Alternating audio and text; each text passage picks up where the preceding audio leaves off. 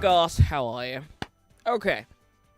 Look, I've been on social media and I must say that maybe I'm a little surprised with the kind of divisiveness and opinions and stands and interpretation to this new Nigerian reality where we have found ourselves. I'm not sure why we are in at variance, if I can put it that way. I thought we had a singular enemy. I really did. I thought that the enemy was obvious and that the people who had that opinion would agree, one, to the kind of enemy that we had and the fact that we needed to deal with the enemy, and then two, accept whatever offering was on the flanks to deal with the enemy. And so it is because of this that I think, hey, let's talk about this. Our first conversation should be about the U.S. government is. I mean, I thought I read it 2 days ago, but now a U.S. senator has said that they're really working on bringing some Nigerian officials to face some sanctions, right? I was thinking that they don't sanction the country because that would just put us in an economic strain. But they want to sanction some officials. I don't know what that is going to do. I don't even know how necessary that truly is. It's also worth mentioning that China has also expressed interest. Should we call it interest? Yes, let's call it interest. They are assuming the position of, yeah, we care enough about what's happening in Africa and we have an opinion. First, let's go to Ted Cruz, Senator Ted Cruz.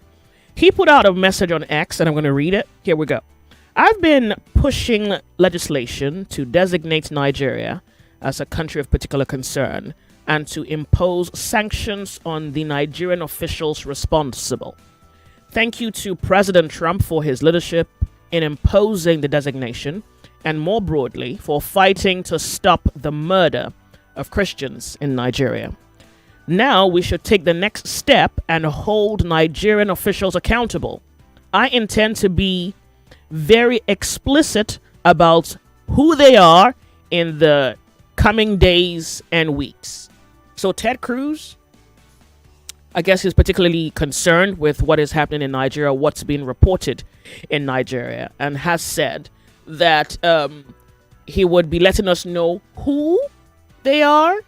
I guess name and place kind of specification, just so that we understand how serious they're taking this. All right. Now, China has also spoken today. There was the earlier statement by China, but I also would like to share what we have just coming in. As Nigeria's comprehensive strategic partner, China firmly supports the Nigerian government in leading its people on the development part suited to its national conditions. China firmly opposes any country using religion and human rights as an excuse to interfere in other countries' internal affairs and threatening other countries with sanctions and force. Similar to what China had said earlier. So the slight confusion here is that, hey, I thought we were trying to save Nigerians from dying.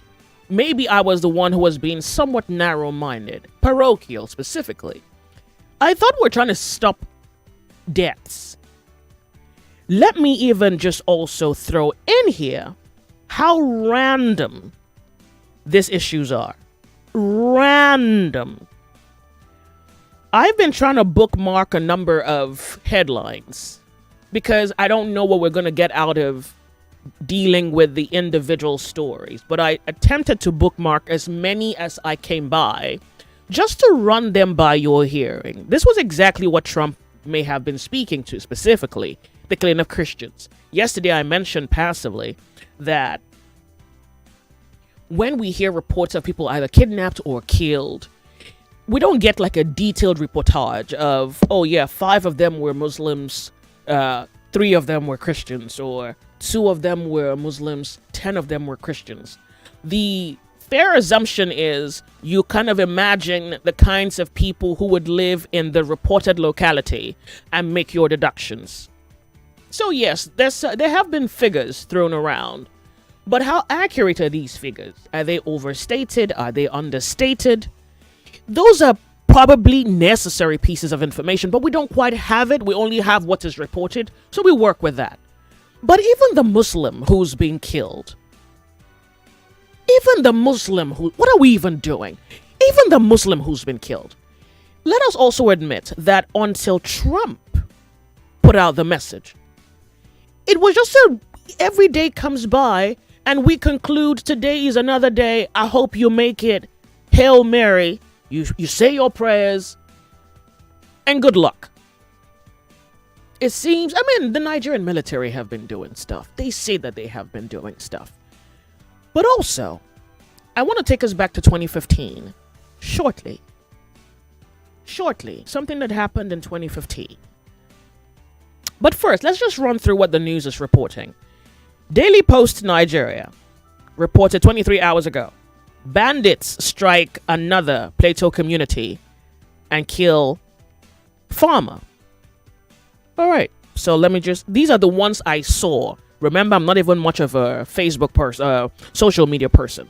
This is just the one I saw while looking through some of the reports on social media. China is foreign ministry spokesperson shared a regular press conference where they spoke in defense of Nigeria. She said, as a comprehensive strategic partner of Nigeria, China firmly supports the Nigerian government in leading its people to developmental path that fits Nigeria's national realities. We oppose any country's interference in other countries' internal affairs. Okay, so I read that in your hearing a few minutes ago.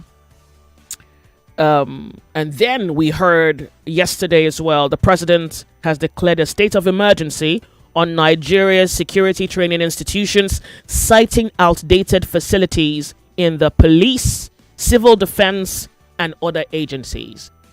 This is 2025.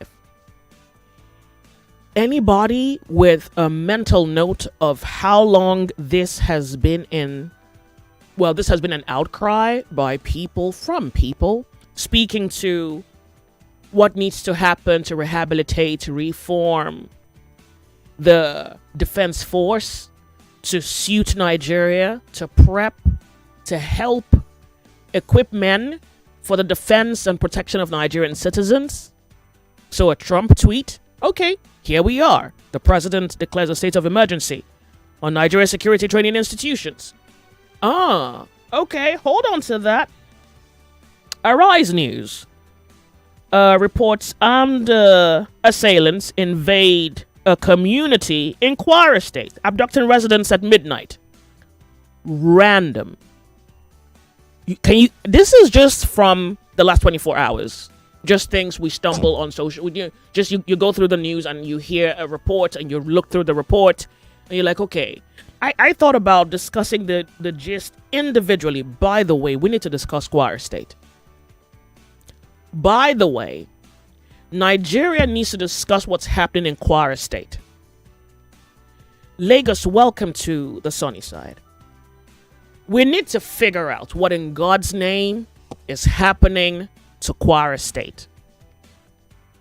Okay, so Arise is reporting armed assailants invade Igbonla community, local government area in Kwara State.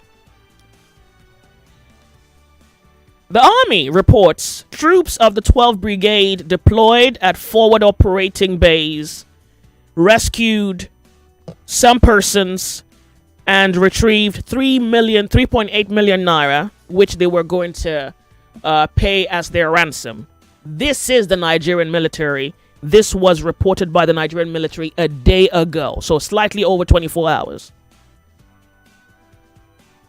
Sahara reporters. Jailbreak in Borno as 9 Nigerian army personnel detained over links to Boko Haram escape. Sahara reporters. Jailbreak in Borno, 9 Nigerian army personnel detained over links to Boko Haram terrorists escape. Let's stop there. These are the news articles I came by randomly. So while we're still trying to figure out if we're fighting to defend the Muslims or we're trying to defend the Christians, whatever is happening is still happening.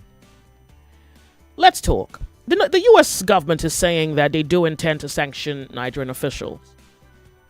And they say that's their way of driving home the point.